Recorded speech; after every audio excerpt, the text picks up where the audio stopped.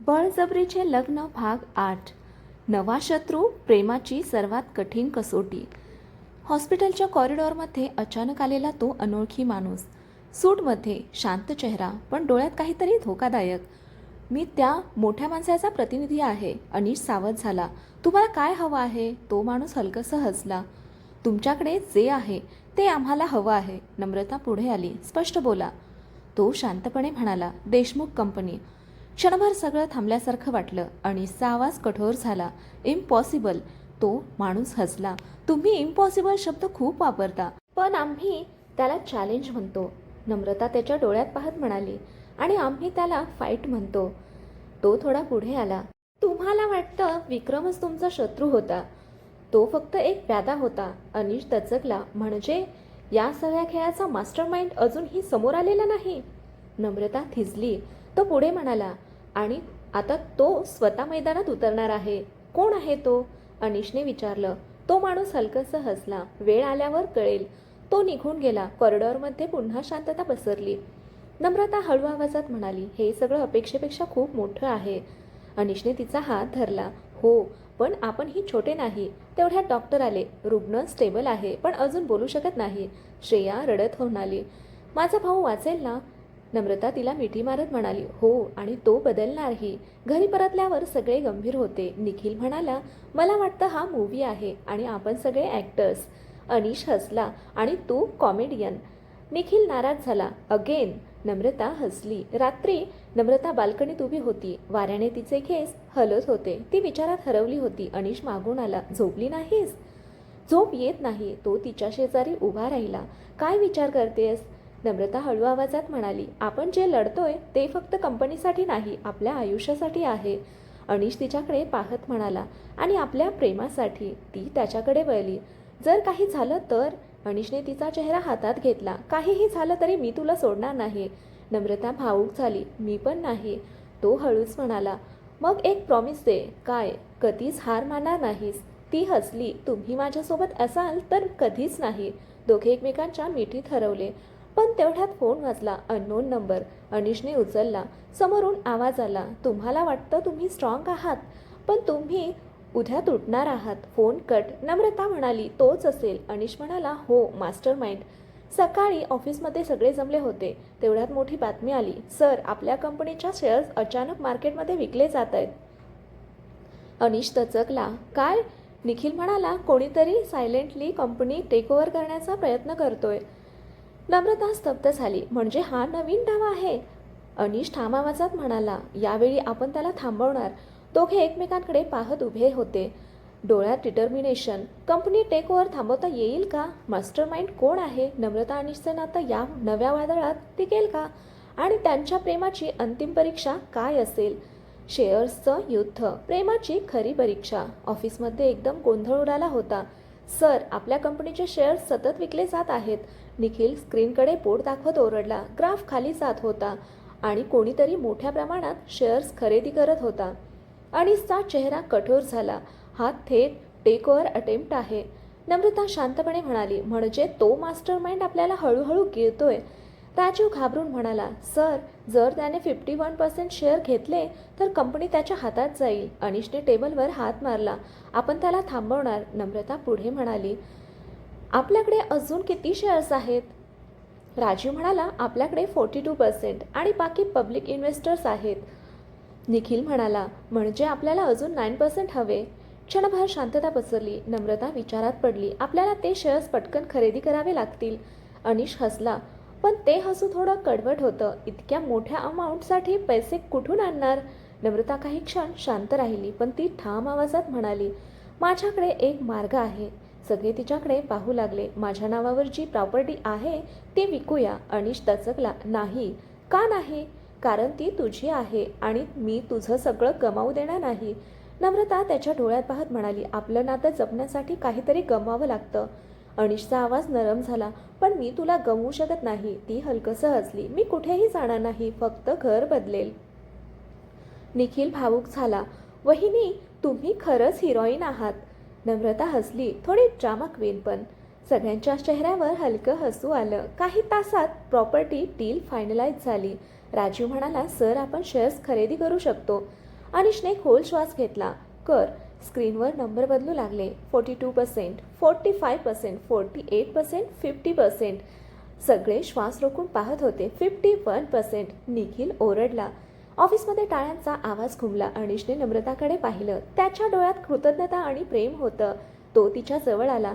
तू आज पुन्हा सगळं वाचवलंस. नम्रता हलकसं हसली. आपण वाचवलं. तो तिचा हात धरत म्हणाला, तू माझ्यासाठी सगळं दिलंस. ती त्याच्या डोळ्यात पाहत म्हणाली, कारण तुम्ही माझं सगळं आहात. क्षणभर दोघं शांत उभे राहिले आणि मग अनिशने हलकेच तिच्या कपाळावर चुंबन घेतलं. तेवढ्यात ऑफिसच्या दारात टाळ्या वाजल्या. सगळे वळले. दारात एक व्यक्ती उभी होती, सूटमध्ये, कॉन्फिडंट, स्मित. तो पुढे आला.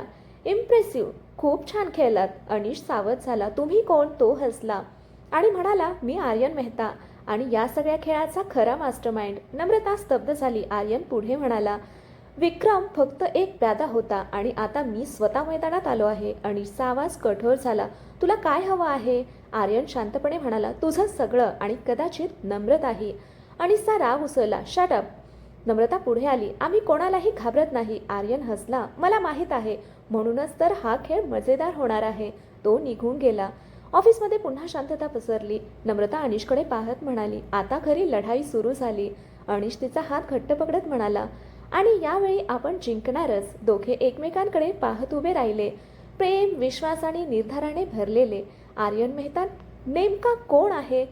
त्याचा नम्रताशी काय संबंध आहे? विक्रम परत येणार का? आणि या नवीन शत्रूमुळे प्रेमात काय वादळ येणार? मास्टरमाइंडची सावली, भूतकाळाचा धक्का. ऑफिसमध्ये अजूनही आर्यन मेहताच्या शब्दांचा आवाज घुमत होता.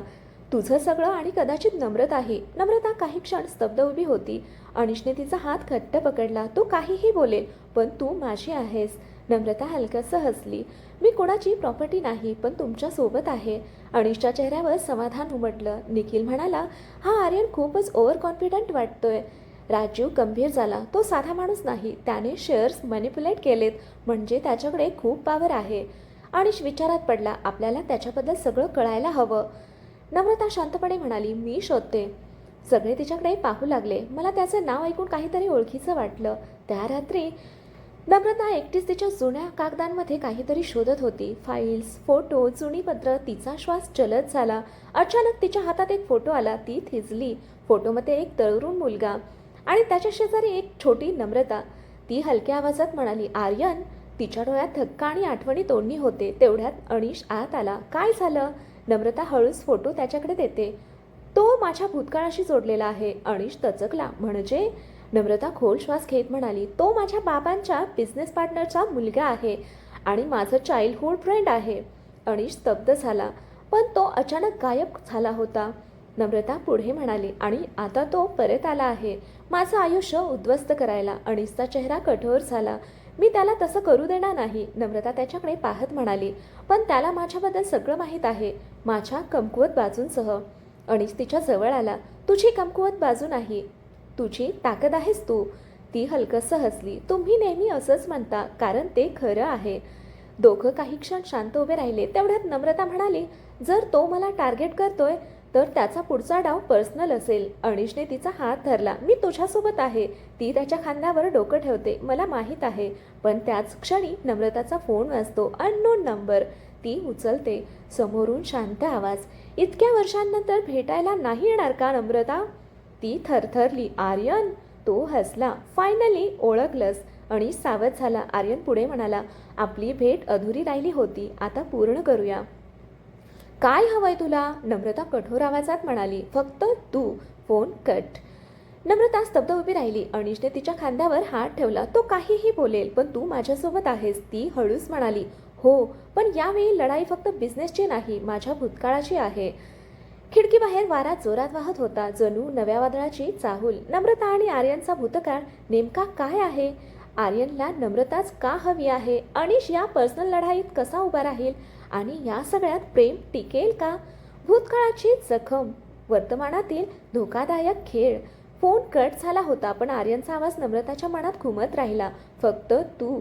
नम्रता काही क्षण तिथेच उभी राहिली. तिच्या डोळ्यात भीती नव्हती, पण एक जुनं दुःख परत जागं झालं होतं.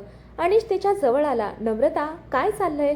ती शांतपणे म्हणाली, तुम्हाला सगळं सांगण्याची वेळ आली आहे. दोघे सोफ्यावर बसले.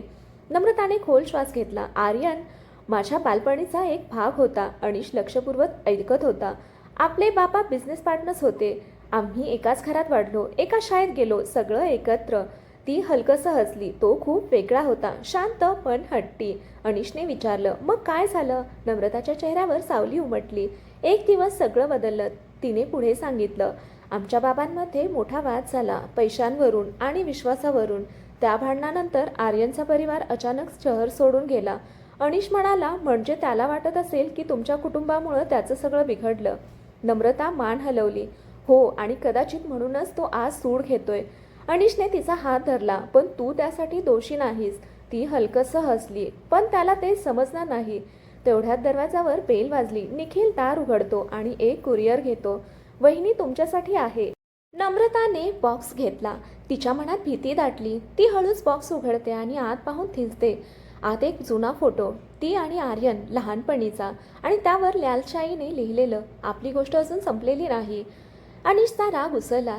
हा सायको आहे, नम्रता शांतपणे म्हणाली. नाही, तो जखमी आहे. जखमी माणूस सगळ्यात जास्त धोकादायक असतो. ती त्याच्याकडे पाहत म्हणाली. म्हणूनच आपल्याला शांत राहून खेळावं लागेल. त्या रात्री ऑफिसमध्ये इमर्जन्सी मीटिंग झाली. अनिश म्हणाला, आर्यन फक्त बिझनेसवर नाही, पर्सनल लेवलवर अटॅक करतोय. निखिल म्हणाला, म्हणजे आता गेम डबल डेंजरस आहे. राजीव गंभीर झाला. आपल्याला त्याचा पुढचा मूव आधीच ओळखायला हवा. नम्रता पुढे आली. तो मला भेटायला भाग पाडणार. सगळे दचकले. काय? हो, कारण त्याला माझ्याशी काहीतरी बोलायचं आहे. अनिश ठामपणे म्हणाला, तू त्याला एकटी भेटणार नाहीस. ती हलकसं हसली. तुम्ही माझ्यासोबत असालच. दुसऱ्या दिवशी नम्रताला एक मेसेज येतो. Location old school ground. Time संध्याकाळी 6 वाजता. ती मेसेज अनिशला दाखवते. अनिशचा चेहरा कठोर होतो. तो आपल्याला तिथे बोलावतोय. नम्रता शांतपणे म्हणाली, तो ठिकाण निवडतोय जिथे आपल्या आठवणी आहेत. संध्याकाळी ओल्ड स्कूल ग्राउंड. सूर्य मावळत होता. आकाश लालसर आणि वातावरणात तणाव. नम्रता आणि अनिश तिथे पोहोचतात. तेवढ्यातच सावलीतून एक आकृती पुढे येते. आर्यन. तो हळूच हसतो. वेलकम बॅक नम्रता. नम्रता त्याच्या डोळ्यात पाहते. का बोलवलंस? आर्यन शांतपणे येतो. तिच्याशी बोलायचं असेल तर माझ्यासमोर बोल. आर्यन हसतो. तू तिचा प्रेझेंट आहेस, पण मी तिचा पास्ट आहे. नम्रता ठाम आवाजात म्हणते. आणि माझं फ्युचर ठरवण्याचा अधिकार फक्त माझा आहे. आर्यनच्या चेहऱ्यावर एक वेगळं स्मित उमटलं. मग आज ठरवूया. भाग 9 मध्ये आर्यन काय निर्णय घ्यायला लावणार आहे? नम्रता कोणता मार्ग निवडेल? अनिश या परिस्थितीत कसा रिॲक्ट करेल? आणि प्रेम वर्सेस भूतकाळ या लढाईत कोण जिंकेल? पाहूया पुढच्या भागामध्ये. कथा आवडली असेल तर कथेला लाईक करा, शेअर करा, कॉमेंट करा आणि आपल्या चॅनलला सबस्क्राईब करा. कथा वाचल्याबद्दल, ऐकल्याबद्दल धन्यवाद.